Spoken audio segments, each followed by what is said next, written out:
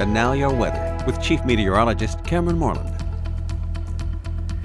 Temperatures this afternoon, we're running a good 10 to 20 degrees colder than what we saw yesterday, and it is a sign of things to come. Take a look at the next 7 days.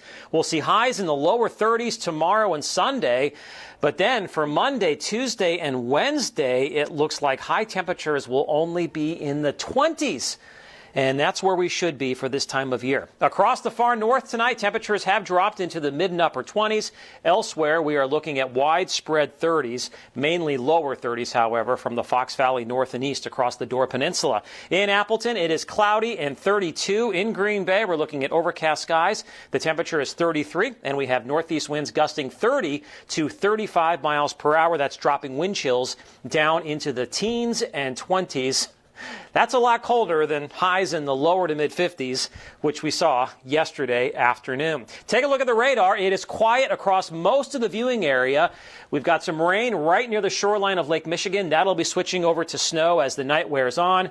And it is snowing right now from parts of Manitowoc County through most of Sheboygan County, away from the lake, back through Fond du Lac County into Green Lake and Marquette County. And the heaviest precipitation is still located to our south across southern Wisconsin back into Iowa and northern Missouri, and everything is going to be lifting north and east throughout the night as this big storm rolls across the Great Lakes region. It's going to be tracking right across northern Illinois into lower Michigan as we make our way through the next 24 to 36 hours, and just north of that track, we're going to be looking at accumulating snow, and that's where we do have winter weather advisories in effect for tonight. Once again, from very roughly the Fox Valley south and east towards the shoreline of Lake Michigan. So everything moving north throughout the night. By tomorrow morning, it'll be snowing from around Sturgeon Bay through Green Bay, Appleton, Oshkosh, back towards Watoma. The snow could be briefly heavy at times as we make our way through the morning and early afternoon. Here we are at noon, still snowing from the Fox Valley towards the shoreline of Lake Michigan,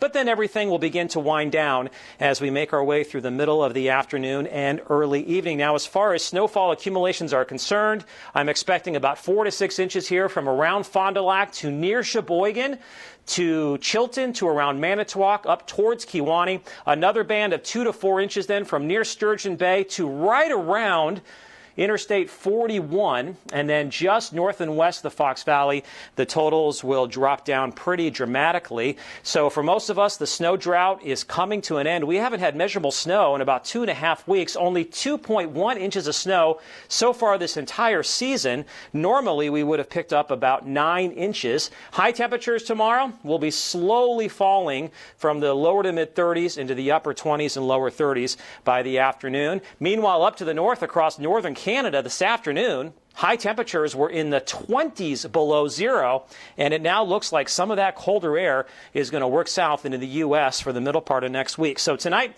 snow developing and windy. Temperatures in the lower to mid-30s tomorrow, lower 30s, snowy and windy. My 3-degree guarantee for tomorrow is 34. I go from midnight to midnight. I'm thinking that high temperature is going to be before daybreak tomorrow. If I can hit that high within 3 degrees, we will donate $100 to We All Rise. And we did that today. I forecast 37. The actual high temperature was 39 degrees. Sun and clouds on Sunday. Maybe a snow shower late with a cold front. And then behind that cold front, colder weather, but seasonable weather.